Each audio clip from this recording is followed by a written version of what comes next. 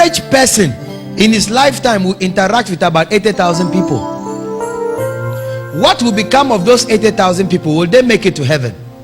And many of them are going to be crying and agonizing in hell. And when they are dead, they are going to be mentioning your name. And they say, I met you once, but you never told me anything about my personal salvation. You never talked to me about about heaven. You never spoke to me about Jesus. Why were you so wicked?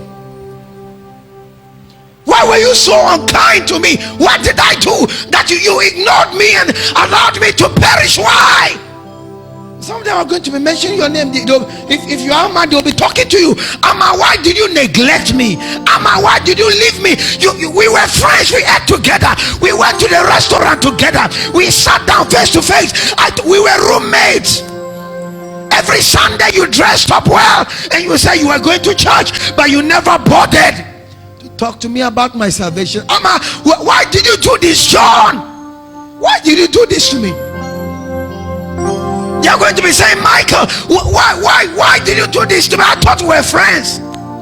You forsook me, you left me, and now I am in hell. And throughout eternity, as long as they are in the lake of fire, they'll be screaming your name, because you had an opportunity to talk to them about Christ, but you just allowed that to slip by. You prefer to talk about football and Chelsea and Liverpool and Manchester and talk about Real Madrid and Barcelona, and you forgot about Jesus. You forgot about Jesus. And many of those souls are going to be crying. Listen, hell is real. I remember one day the Lord opened my eyes. That was several years ago. That drove me to the cross and got me rooted and sent me out there to the villages to preach the gospel. What was it? The Lord opened my eyes and I saw in a vision. I saw it in a vision so clear. I didn't go to hell, but I saw the mouth of hell enlarged, like Isaiah said it. And I saw a torrent, a whirlwind, like a hurricane. It drove multitudes. There were countless, billions and billions and billions of people. And I saw people I knew. I was crying. I said, hey, don't go there, please come. Don't go there, please come back. Don't go, please. There is fire ahead. Please come back. And the wind was carrying them, and they were going. And I wept from 10 p.m. up to 5 in the morning.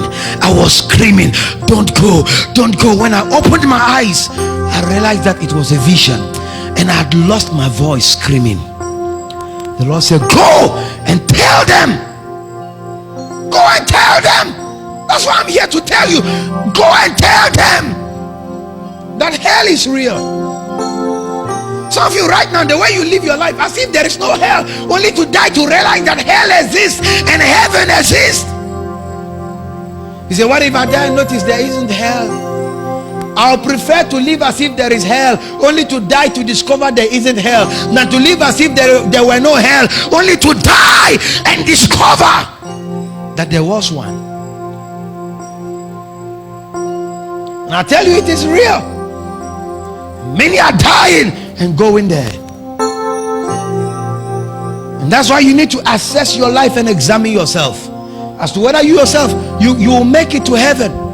Some of us, the way we live our lives, you don't need to engage in kululu and kalala. If you are in business, you can be genuine. If you are a student, you can be genuine. Whatever you are doing, you can be you can live your life for Christ. Walk with him and talk the talk and live the kind of life that he expects you to live. The trumpet very shortly will sound. What will become of your end? What will become of your end?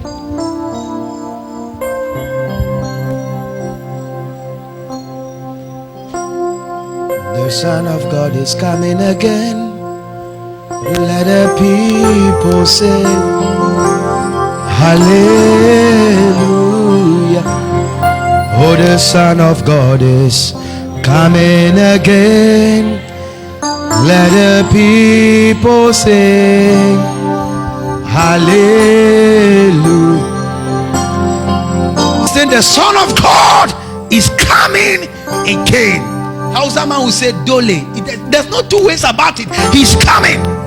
As for coming, he's coming. But when he comes, will you join that team that will follow him to heaven? And what will happen to your neighbors, your family members, your brothers and your sisters? What will happen to them? What will happen to them? You don't concern yourself about them, your neighbors, your friends, your classmates. You don't talk about them. What will happen when the trumpet sounds? What will happen? What will happen? On that bright and beautiful morning, when the trumpet of the Lord will sound and the roll is called up yonder, will you be there? Will you be there? Satan is looking for young people like us. We are the target. If he gets us, he has gotten the future of the nation. And that is what he's looking for. And some of us have made ourselves available to him. But I'm just here to let you know, the time is short. The time is short. Oh, when the saints go marching in. Oh, when the saints go marching